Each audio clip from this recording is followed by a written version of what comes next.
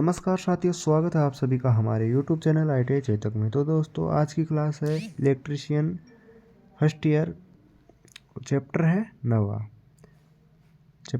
नवा और चैप्टर का नाम है प्रत्यावर्ती धारा सिद्धांत, AC थ्योरी। ठीक है, आज के 20 मोस्ट क्वेश्चन होने वाले हैं, सभी की सभी इम्पोर्टेंट है। तो चलिए शुरुआत करते हैं। पहला क्वेश्चन है, प्रत्यावर्ती धारा किस प्रकार की धारा होती है? प्रत्यावर्ती धारा दिशा व परिणाम बदलने वाली होती है। सी ऑप्शन राइट हो जाएगा यहाँ पर। अगला क्वेश्चन, एसी धारा की आवर्ती इकाई क्या है? एसी धारा की आवर्ती इकाई जो होती है हर्ट्ज होती है। HZ हर्ट्ज होती है। अगला क्वेश्चन, भारत में एसी सप्लाई की मानक आवृत्ति क्या है? भारत में एसी सप्लाई की मानक आवृत्ति होती है 50 हर्ट्ज। ठीक है, भारत में 50 हर्ट्ज होती है, याद रखना।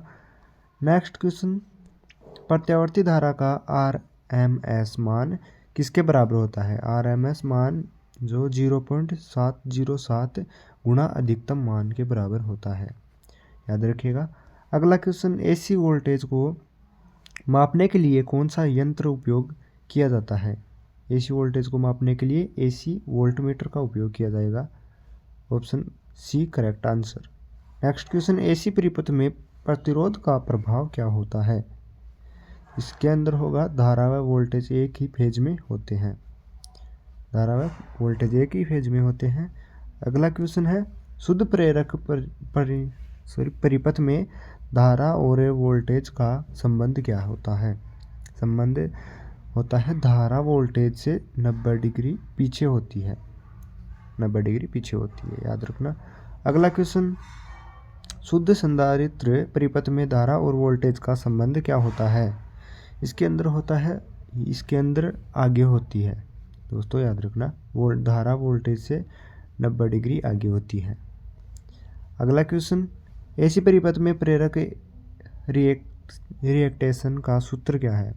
रिएक्टेशन का सूत्र है XL = 2πfL, याद रखना। XL = 2πfL। Option number C correct answer. अगला क्वेश्चन, AC परिपथ में संधारित्र रिएक्टेशन का सूत्र क्या होता है? AC परिपथ में पूछा है तो XC = 1/2πfC, ये याद रखना दोस्तों। ठीक है, AC परिपथ में इम्पीडेंट क्या होता है? AC परिपथ में इम्पीडेंट होता है प्रतिरोध व रिएक्टेंस का सम्मिलित प्रभाव। ऑप्शन सी आपका करेक्ट आंसर हो जाएगा। अगला क्वेश्चन, इम्पीडेंस की इकाई क्या होती है? इम्पीडेंस की इकाई होती है ओम। ठीक है दोस्तों। अगला क्वेश्चन, शक्ति गुणांक मतलब पावर फैक्टर, शक्ति गुणांक को इंग्लिश में बोलते हैं पावर फैक्टर, इसका मान क्या होता है? 0 से 1 के बीच होता है इसका मान। अगला क्वेश्चन है, शुद्ध प्रतिरोध AC परिपथ में का शक्ति गुणांक कितना होता है? शुद्ध प्रतिरोध AC परिपथ में शक्ति का गुणांक होता है दोस्तों 1 होता है। अगला क्वेश्चन, शक्ति गुणांक को दर्शाने का सूत्र क्या है? शक्ति गुणांक को दर्शाने का सूत्र है cos थीटा। ठीक है, करेक्ट आंसर सी। अगला क्वेश्चन 16वां, AC में प्रयुक्त तरंग का सामान्य रूप से कौन सा होता है? सामान्य रूप होता है साइन तरंग। Option C correct answer. अगला क्वेश्चन, AC धारा का औसत मान साइन वेव के लिए कितना होता है? साइन वेव के लिए AC धारा का औसत मान होता है 0। ठीक है, अगला क्वेश्चन है 18वां, AC परिपथ में वास्तविक शक्ति का सूत्र क्या होता है? इसके अंदर होता है P = VI cos थीटा। ठीक है, सी राइट आंसर। अगला क्वेश्चन, AC धारा उत्पन्न करने वाला यंत्र कौन सा है?